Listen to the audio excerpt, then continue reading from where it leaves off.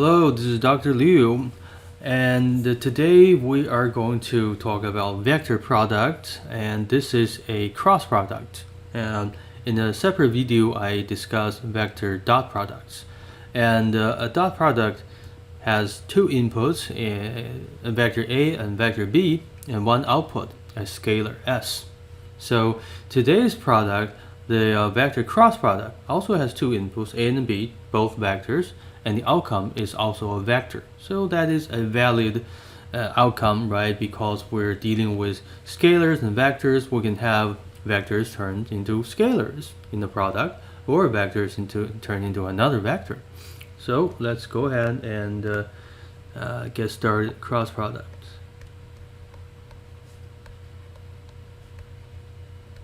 So the cross product is defined this way: A cross B. So that is equal to, let's say that's called an R, a resultant.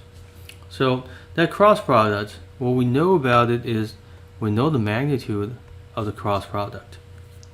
It is A magnitude, B magnitude times sine of the angle between AB.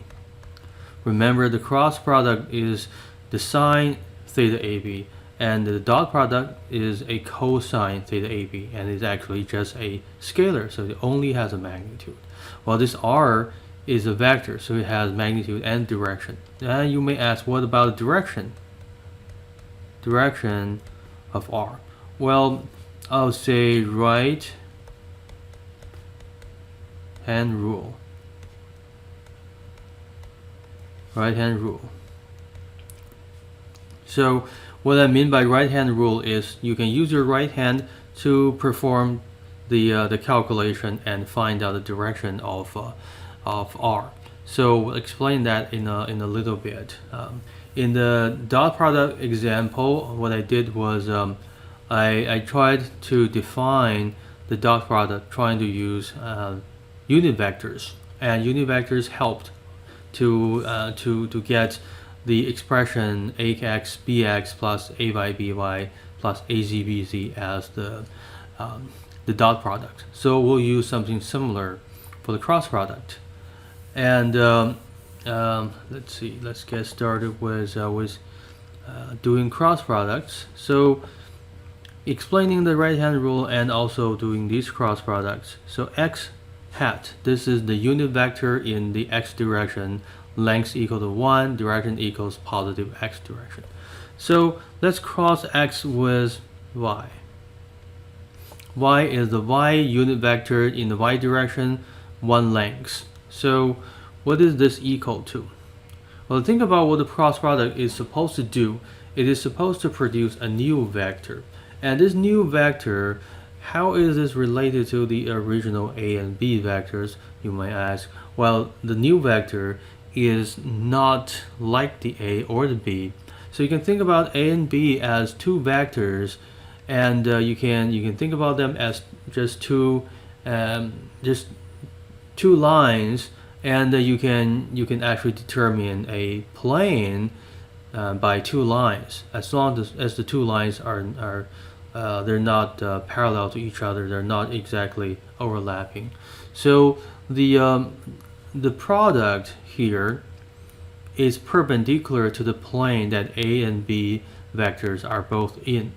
So what is this then? So x cross y. So let's draw some diagram here to understand x cross y. So we'll draw a three-dimensional coordinate system. So xy is actually the horizontal plane, and z is the z direction perpendicular to that. So x cross y is this vector that's in this direction across that vector in that direction. So this could be your x hat, and this is y hat. So thinking about x and y, what kind of plane do they define? Well, they define the xy plane, right? So they define this whole plane here. Okay, and doing the cross product is looking for another vector which is perpendicular to the plane that the two vectors are defining. So in this case, the xy plane, perpendicular to the xy plane, there are two separate directions. One of them points upward like the z, the other can point downward as the negative z. So there are two choices. What is the answer here as of the x cross y? And by choosing z, I determine that I want to use the right hand rule, which is one way to say that is if you actually take your hand and point your fingers in the x direction, then try to form a fist by closing your fingers in the y direction. So your fingers were pointing in this direction. So your fingers. So your fingers are pointing in the x direction.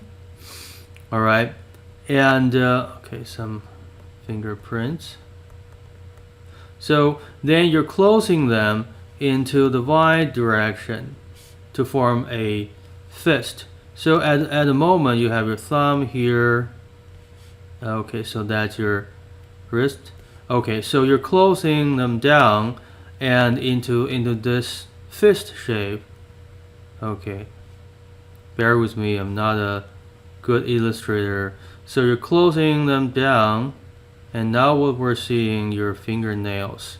Okay, I'm pretty sure your fingers are different lengths, but if I could draw better, maybe I would become an artist. So that's the thumb. So this is the z direction, and this is the y direction. That's the x direction your fingers were pointing, and then you form the fist, and so then your fingers are curling toward the y direction, and the thumb points in the z direction. This is your right hand, by the way. But if you try to do that with your left hand, you won't be able to do it. It's bending backwards, so you have to point your thumb down if you use your left hand, and then close your fingers, form a fist, and then you'll realize your left hand's thumb is pointing downward in the negative z direction. So that's the other direction for the plane, because the plane does have a top and bottom surface, so the direction does matter. And the reason that we choose right-hand rule is typically just because there are more right-handed people. So we just use our right hand to find out the direction z is perpendicular to the plane defined by x and y hats. So that's the direction of our vector. Alright, so now we know the direction, we should start figuring out the magnitude. So how to do, well, the magnitude this way, we know, well, this is the vector, we need components. And components are best done by giving components from x and a and b to form the component of rx, ry, and rz, right? So how do we get the components out? Well, we're going to find out how to cross the unit vectors first. So if you use your right hand just to perform this x cross y, and you get your thumb point in the z direction, and then what about if you do y cross z? So your fingers are pointing in the y direction, then you close upward. That means you're actually pointing your thumb actually kind of towards yourself, which is the x direction. So that's x. And you can also do z cross x. And z cross x, you point your fingers upward, try to close them towards yourself to form a fist, and then your thumb points in the y direction. Just try that. Point your four fingers upward, try to curl down towards the x direction, z cross x, then your thumb points in the y direction. Alright, so these are what we call positive cyclic order, x, y, z. And x, y, okay, so you go back to the left side, z. And y, z, x, x, y, z. So if you go from left to right, they're always following the same cyclic order, although it doesn't always start with x, but it always just goes like x, y, z, x, y, z, x, y, z. You can start at any letter and stop at any letter, two letters after that starting letter. You'll have a cyclic order that's positive. But what if you do y cross x? Okay, so let's put them over here. Just keep them separate enough. Y cross x. So what happens? Okay, you use your right hand. You're in the y direction. Try to do that with your hand. Try to close into the x direction. You can't. You will actually make a very large angle if you try to point your thumb upward. So you have to point your thumb downward and try to close this way. So your right hand with thumb pointing downward with your fingers pointing away from your body, and close the fingers form a fist and your thumb points in the minus z direction. So here's a minus z. And then yx, let's see, what about xz? Xz gives you minus y. What about zy? Gives you minus x. Okay, so the way to see them is these are negative cyclic order z by x, right? Z by x, z by, okay, wrong, x, z by x. Okay, these are all negative cyclic orders, so they always produce a negative sign. Or you can say that, well, if these have to be defined with the left hand in order to not have the negative sign, right? So these are positive cyclic order, negative cyclic order. Okay, so now you have all these 6 expressions. You should be ready to perform the calculation of that, expand that. So let's do this a cross b. And first we're going to expand a into ax x hat plus ay y hat plus az z hat, and then cross bx x hat plus by y hat plus vz z hat. Okay, so now we're facing another series of distribution. So that reminds me, what about this? If you don't form a cyclic order, what do you get? Okay, well, what about this? X cross x. Can you define a plane with x and itself? I guess you cannot. It's not uniquely defined if you only supply that line. You have to supply something that's not along this line. Something even like that will work, like that. That doesn't have to be mutually perpendicular, but they cannot be exactly the same direction again. So this cross product will give you a 0, and y cross y gives you 0, and z cross z hat gives you 0. So this is no cyclic order. If you don't have a cyclic order, you have a 0. Okay, so now we're ready. Let's start with the distribution. So I've done this before in separate video, so let's use red for something that actually cancels out. So this distribution here will result in a 0 because we have x cross x, which is 0, and the other two will not result in 0. So let's use that x cross y, x cross z, right? And then we'll distribute the second term without distributing to the other second term that results in a 0. We'll do this, we'll do that, and then we run out of space for the third term. Let's use a different color so we can kind of get that to distribute over here and get that to distribute over here, right? Not distributing that with the other z because z cross z gets you 0. So there's how many? 1, 2, 3, 4, 5, 6. There are 6 terms in all these distributions. So we'll have to take some time to get them all out. And okay, so let's use the right hand side space. So the first term, so x with the y, so ax by x hat cross y hat, that's going to give us z hat. Okay, z hat. Z hat. And the next term, this distributed with a z, so ax bz, x cross z. And x cross z is this negative cyclic order xzy, so that gives us minus y hat. Okay, let's follow the y in the left set of parentheses, distributing into the x. So ay bx and y cross x, that's apparently negative cyclic order this way, gives you minus z hat. And the second term distributes to the z, so ay bz, y hat cross z hat. That is a positive cyclic order that gets you the x hat.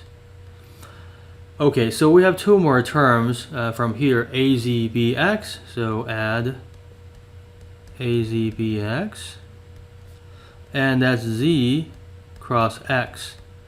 That's actually positive cyclic order, xyz, xyz, right? So we'll get y hat. And this distributed to the y, azby, z hat cross y hat. This is negative cyclic order, z cross y. So that's minus x hat. Okay.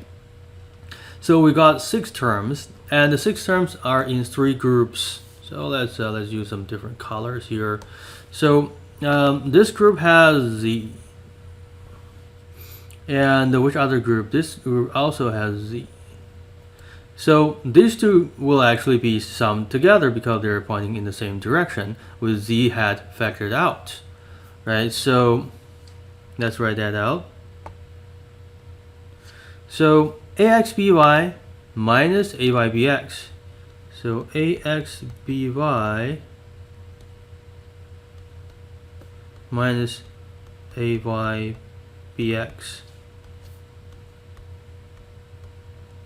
Okay, if you look at it, x, y, z, that's a positive cyclic order. It has a positive. And y, x, z, that's negative cyclic order. It has a negative sign. It helps you remember. And then the each coordinate, each direction gets to appear once, either as subscripts or as the unit vector. Okay. So next one, let's use a different color, z. So now we have the y. So here's the y term. There's another y term. So we'll start with the positive one, azbx, minus this negative one, negative axbz. This is y direction. Same exact rule. See, zxy, that's positive cyclic order. xzy, negative cyclic order. They have their respective signs the same way as their cyclic order demands. Okay, so then we have the x terms, x. So here we'll start with the positive, aybz, and here's a negative, azby. X direction. So let's check. Y, Z, X, positive cyclic order. Z, Y, X, negative cyclic order with a negative. So this is the vector result. That's equal to this R resultant. We have defined it as R resultant. So this whole thing is Rx, Ry, and Rz. So we can say Rx equals AY, oh, I think I pointed in the wrong order. That's Rx, AYBZ minus AZBY.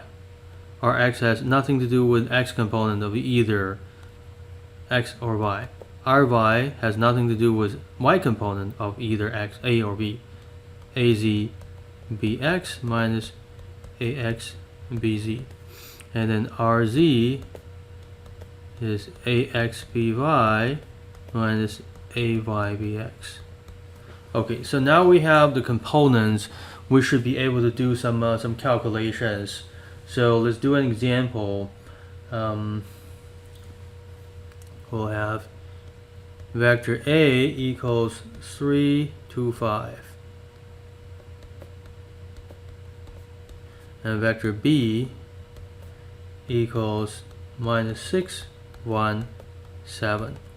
And we also have a vector C here, 2, -1, 0. Okay, so first let's cross A with B and calculate the resultant. So let's say R equals A cross B. Okay, by the way, if you have x cross y equals z, and then y cross x equals -z, then, well, basically switching the order between the two operand left and right gives you a negative. So A cross B is actually the negative of B cross A. Alright, so let's calculate Rx. A by BZ, so A by is 2, BZ is 7, minus AZBY, 5 times 1. So this is 9. Okay, RY. AZBX, so AZBX minus AXBZ, AXBZ. Okay, so this is going to be a pretty negative number. Minus 30, minus 21, minus 51. Okay, RZ. Okay, so RZ is AXBY, AX and BY. Minus AYBX, AYBX. So that's 3, that's a plus 12, that's a 15. So our R is equal to 9 in X minus 51 in Y and 15 in Z. Alright, so that's how we calculate a cross product, by getting its components. Alright, so another thing I want to try is to do a mixed product.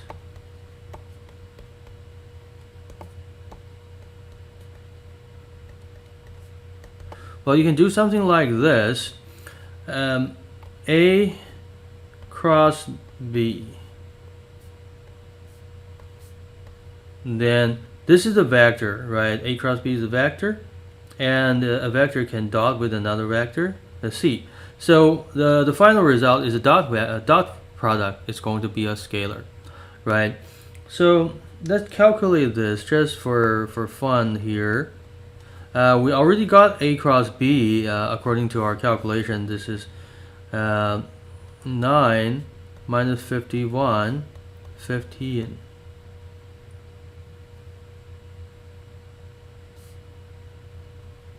Then dot C, this is what we set up as C. So 2 and minus 1, 0. So dot product produces a scalar, just AX, BX, or X's, Y's, and Z's. Right? So 9 times 2 and plus 2 negatives. Right?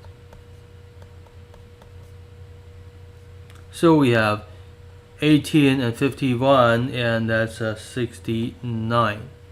So the interesting thing about this mixed product is, if you have a very arbitrary shape, a volume parallelepiped, something like that, so this is a corner of that, so you could have A here, B here, A cross B, and this one will be a solid C. So 3 sides coming out of a corner, and what is the volume of such shape? Okay, that's going to be difficult to even to draw. Okay.